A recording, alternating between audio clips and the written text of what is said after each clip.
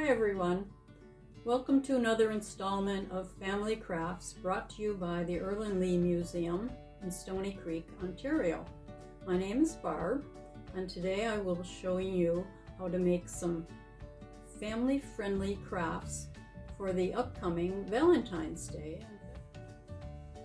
February is Heart Month, and the heart is a symbol of love, friendship, and caring for others. So today we're going to be making some crafts using hearts. And first off, I want to show you a few examples of what I've done.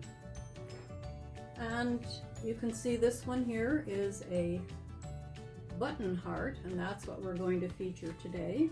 It uses white buttons and it's done on a piece of artboard, but you could use cardboard also.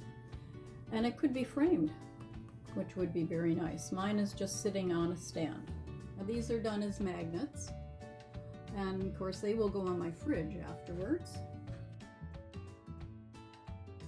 First off, you need a heart shape. So there's a number of things you can use. I used a cookie cutter for some. There is a little box, heart-shaped box that you could draw around on. There are wooden shapes that you can actually buy. And of course you could just do a free-form one also.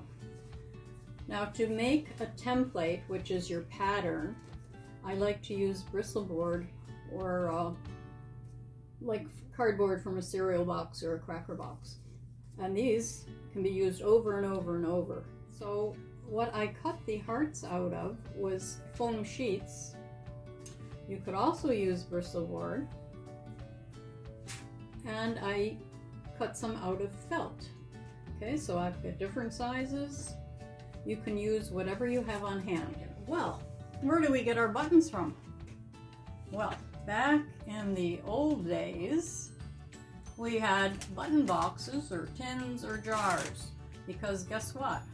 Most of your clothing had buttons to close it. None of this over-the-head t-shirt style material that's so common today. Like, I've got nothing on with buttons today. So, once these clothes that you were wearing, your pajamas or t-shirts, or sorry, blouses or dresses or shirts, were no longer usable, either ripped or torn, material wore out, or there was no one to pass them on down to, the fabric was used sometimes to make quilts or just to use as rags. So mom or dad would cut the buttons off of these, because if you left buttons on a rag it could scratch something if you were using it to dust or clean up. So the buttons were tossed into a button box or a container. Then, of course, when you lost a button from playing out in the yard or that and you'd never find it, Mom could search through the button box to find some one that, it might match, it might not, but you still wore it anyway because that's what you had. So I've got my piece of foam. Now, I used a glue gun because it dries instantly. You can also use white glue. So if I was going to do that, I would spread it all over the base of my heart first. And you could use your finger and have a damp cloth handy, or use a brush. So what you're going to do, I already sorted through all these, so I'm going to start laying a few of the buttons on the template or the base here, and then I'm just going to fill in with some of the others. See, you can see there's many different colors of red and pink, so they all blend together very nicely to give you a very pleasing magnet or ornament, whatever you decide to make with it. Okay, now you're just going to keep filling in, and you're going to end up with gaps that aren't covered completely. So if you find a gap like that, you find a really teeny tiny button, and that'll fit just in there. Okay, so you're just going to continue on. There's another gap at the bottom here.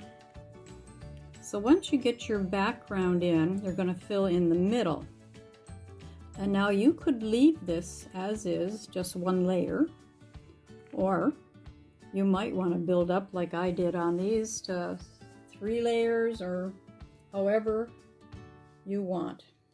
It's yours. So you do your own design. Now there's a special button that we have. It's called a shank button. So as you can see, all these buttons have holes in them to sew them onto your clothing.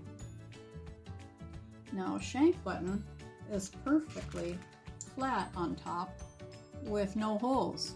So there is a part in the back that has the hole in so that you can sew it.